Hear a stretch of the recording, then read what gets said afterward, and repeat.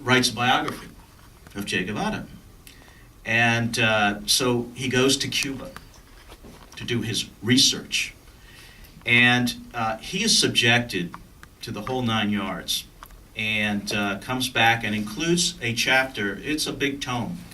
There's a chapter in his biography about Che Guevara that talks about the Battle of Santa Clara. It's a city in Cuba. And of course, he got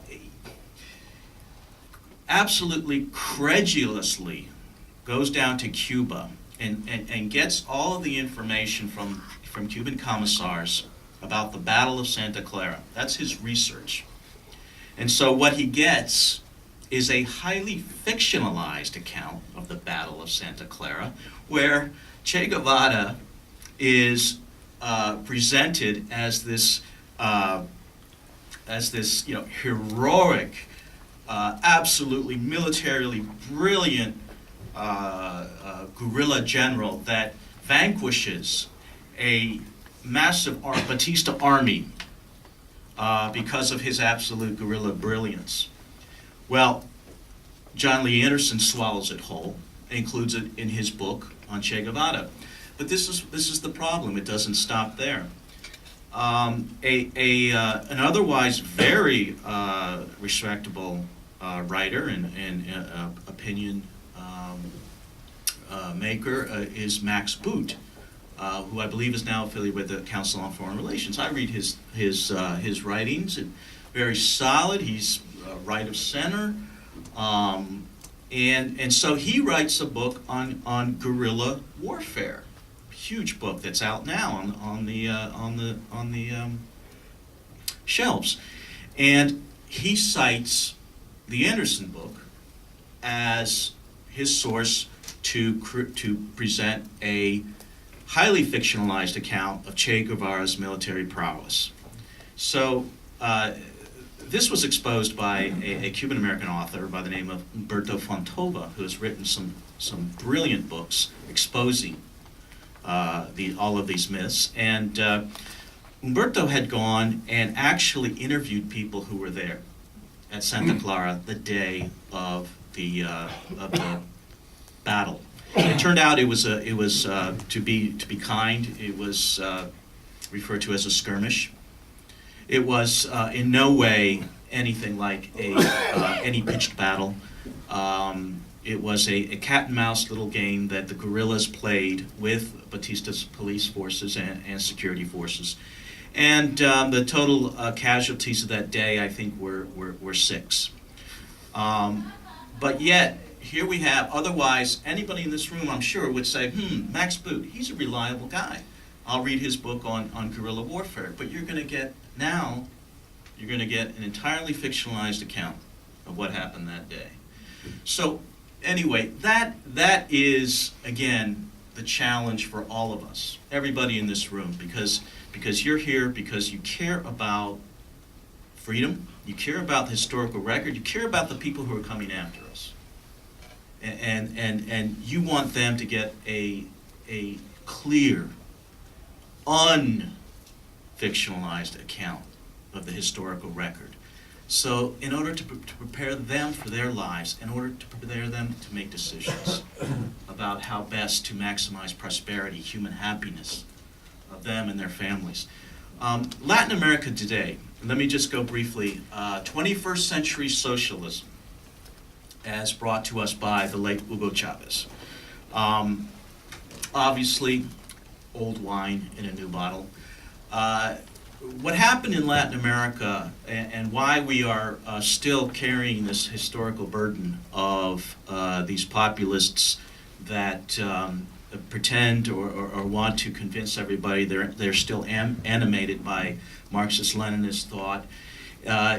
Today it's Venezuela, it's Ecuador, it's Bolivia, and depending on if he's taking his meds or not, Daniel Ortega in Nicaragua, is that about 15 years ago, the radical left in Latin America got smart. And, it happens. Even a blind squirrel will find an acorn once in a while.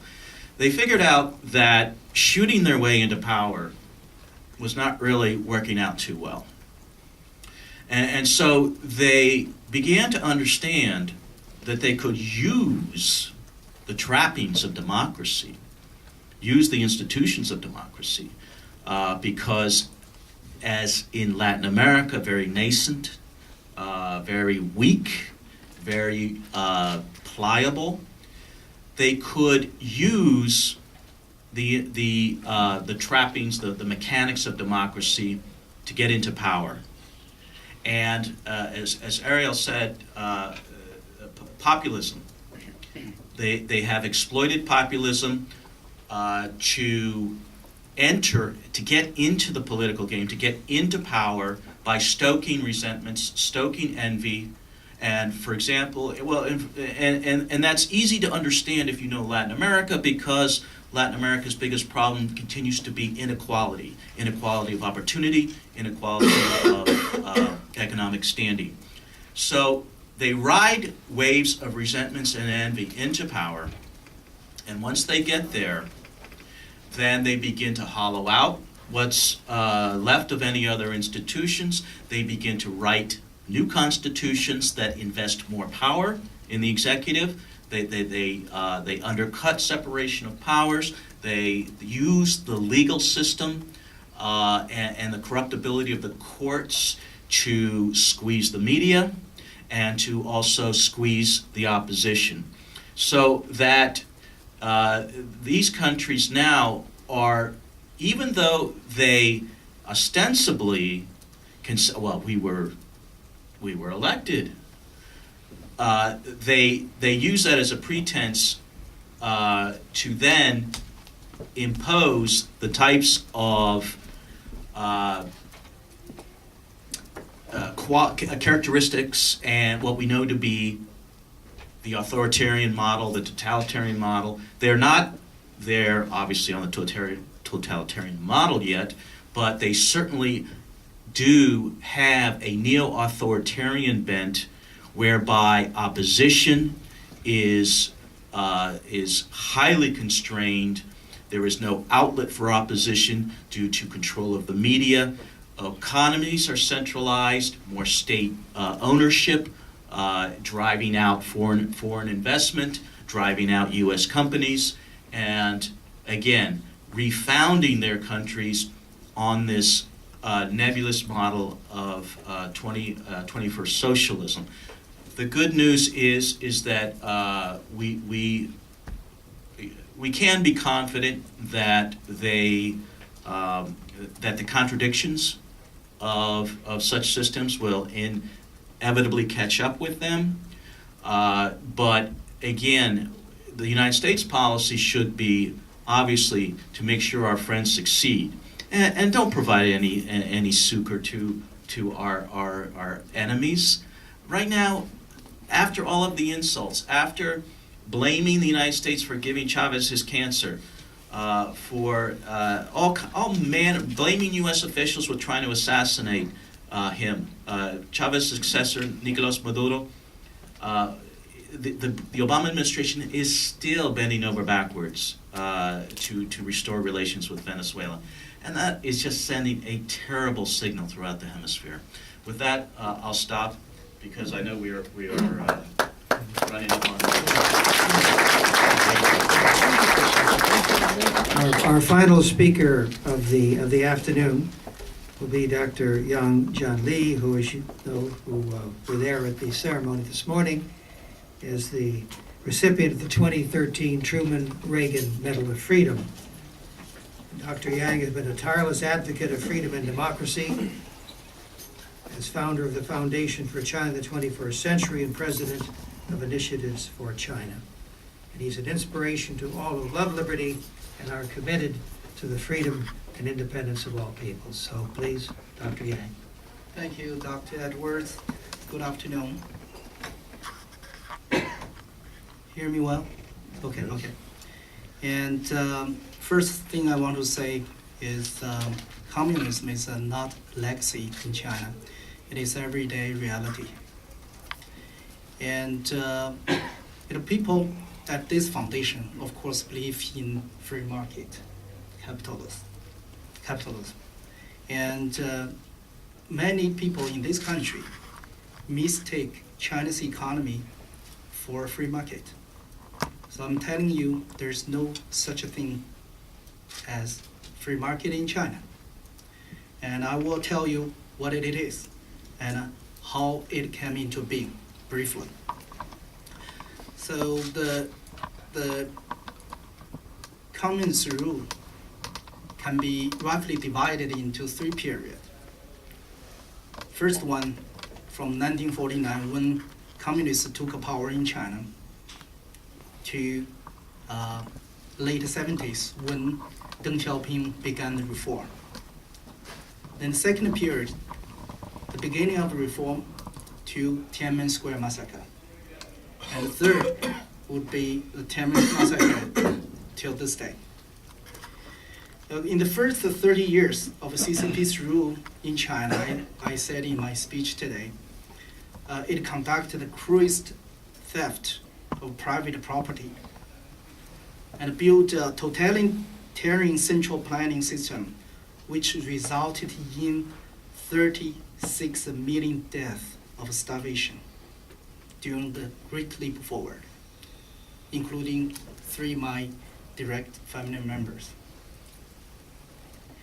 And the CCP constantly generated the bloody political turmoils, including Cultural Revolution, everybody know that. And that resulted in another 30 million deaths. And it created most numerous cases of injustice. If you go to China, you ask anybody on the street whether his or her family was affected during these years. Very likely you will only hear yes, nothing else. And of course we know during these years, the communists perpetrated barbarous destruction of China's historical heritage, traditional culture, morality, and religious beliefs, and also natural environment. And tens of millions of families were thrown into disaster, unspeakable suffering, and the entire country brought to the brink of collapse when Mao Zedong died. And not long after Mao Zedong died, Deng Xiaoping took power and began the reform, seeking to reverse the previous course that entered the second period I just mentioned. And people soon found that CCP was conducting the other of the 2 diametrically opposed pieces of a devil's business. Remember at first, in the name of revolution, they grabbed private property to build a planned economy and publicly owned economy. And in the name of reform, now they began another a piece of devil's business. You know, they steal, in the name of reform, they stole public property and put it into the private pockets of party officials and their associates. So that actually spawned the 1989 student movement, the nationwide demonstration protest against the government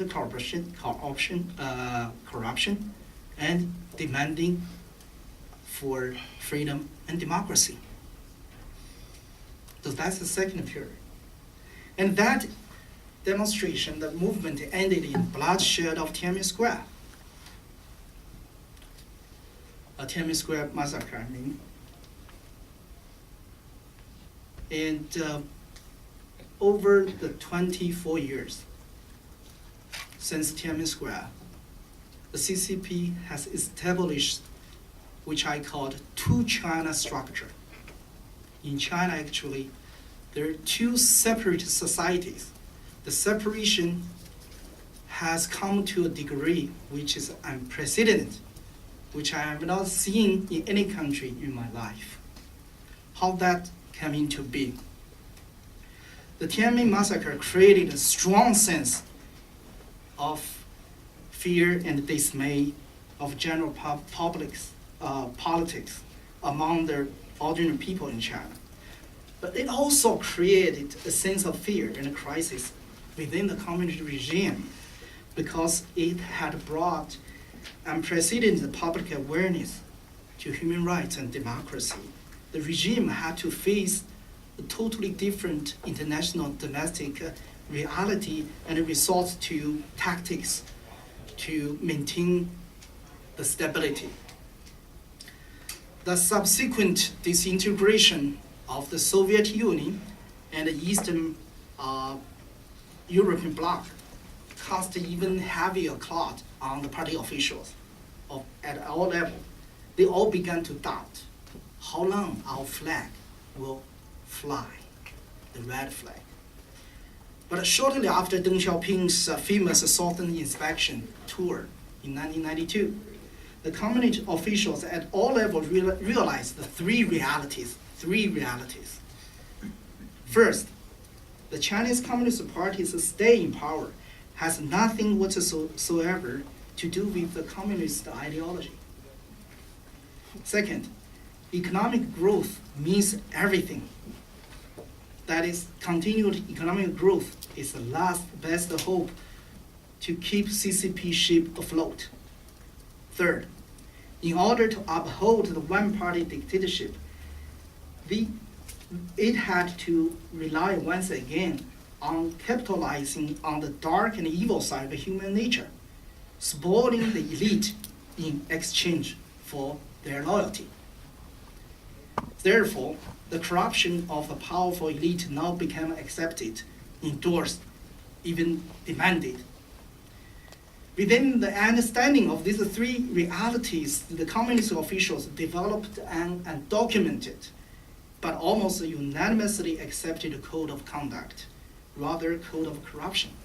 So every piece of government power is on sale in the market, and every corner of the market is invaded by political power. I keep the story short. In that way, the result is China Inc., one of societies. I call it China Incorporated. The how China Incorporated formed. China Incorporated formed by red capitalists, first of all.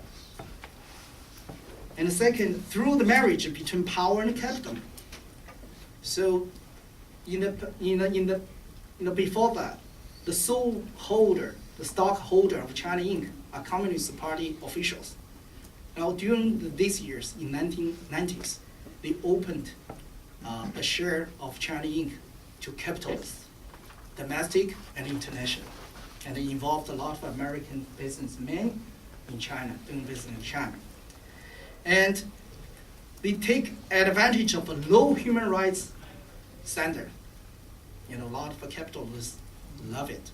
They don't have to worry about working on tension. They don't have to worry about collective bargaining power from people and organize protest against whatever they have there. And the low environmental protection and low morality, low wages, and banning collective bargaining power. And China Inc. opened its share free to intellectuals. Those had been the conscience of the society.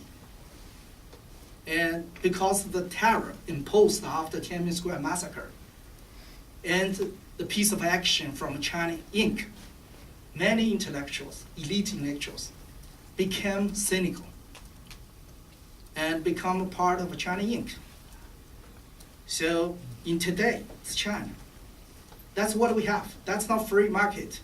So that's power, political elite, capital, economic elite, and the intellect, social and cultural elite are bonded together with corruption adhesive to form an alliance that maintains the existing political order.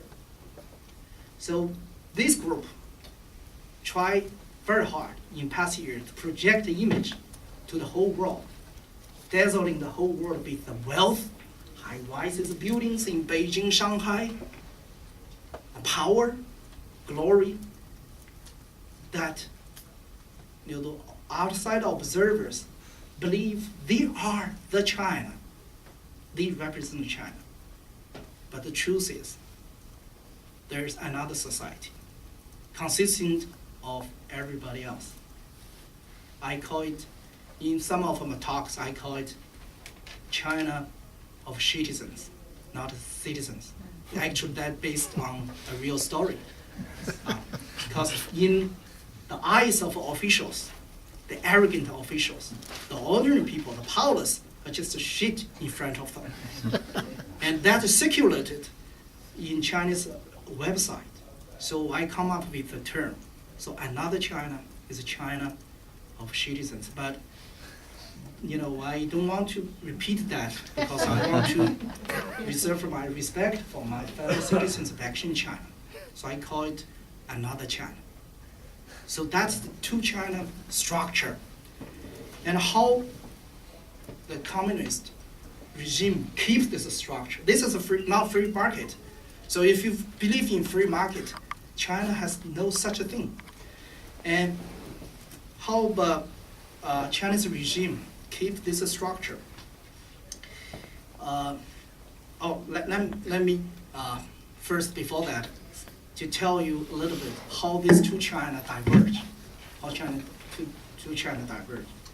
Number one, China Inc. possesses all the political, economic, and social and cultural resources in China. Revolved with the government. And number two, the rules of the game at all levels in China are set by China Inc., who also officiates the games. In just 2 decades, China achieved a polarization of the country with unprecedented speed. We all talk about gap between the wealth and the poor. Tend to think that is a result of market. No, that is not a result of market. It is result of politics in China. And I just give you a number. 0.4% of China's household possess 70% of national wealth. That's how two societies diverge. And number three, citizens, I use it again. By no means citizens, as we are not able to enjoy basic benefit or constitutional warranted civil rights. I don't have to say that. Everybody, I think, the cases are documented in many rights groups. And number four, the elite's monopoly over power, capital, information, and its insularity makes the mobility between the two societies nearly stagnant. So it's almost impossible for ordinary people to become a member of elite now in China, even more difficult than Mao Zedong's era. Number five, the two China no longer speak a common political language. When you go to China, you run into different political language, public languages. The official language is still, very low, far from the reality. On every day is a TV show, and you get online, you will learn another language. So there is no common language, public language in China with which people can debate on public issues. And number six, the two Chinas have almost no common political life, between the two societies. And number seven, the emotional division. So the distrust of one group and with another, there's a tremendous trust deficit. And there's two hatred, the hatred against the officials, hatred against wealthy. It's ubiquitous in China. So that's how two societies diverge. And another question, how the Chinese regime keeps the two China structure. And I just try to be short, okay. On top of the traditional lies and violence, which every dictator uses, violence and lies. On top of that, China in the past 2 decades developed, I call it a dragon shift strategy. The body, dragon, the one body. Sustaining economic growth at all costs to maintain the regime's ruling legitimacy. 2 wings. I have not seen any dragon, I don't know how many wings, but I just say dragon shift. Okay. 2 wings, appeasing the elite with corruption, and another wing is suppressing the powerless with rock police. China is 100% police state now. 2 claws, purging democracy activists, advocates like Liu Xiaobo, the Nobel Peace Prize, jailed, the only jailed Nobel laureate in the world. And another claw, blocking public opinion, information flow. So that's the strategy they use to keep a two-China structure. And I think I'm running out of time. I just give you a brief description of China's reality. So communist legacy is everyday reality in China. China has no free market. If you believe in free market and believe free market will bring democracy, I tell you the truth, there is no such a thing in China. We have to think of other strategies to help change China.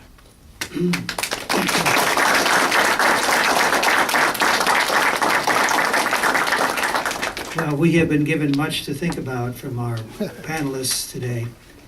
And it seems to me that, in a sense, that a common answer in all of these cases is that the truth and nothing but the truth must be told about communism. That's what we're committed to. We thank you all very much for coming. Thank you.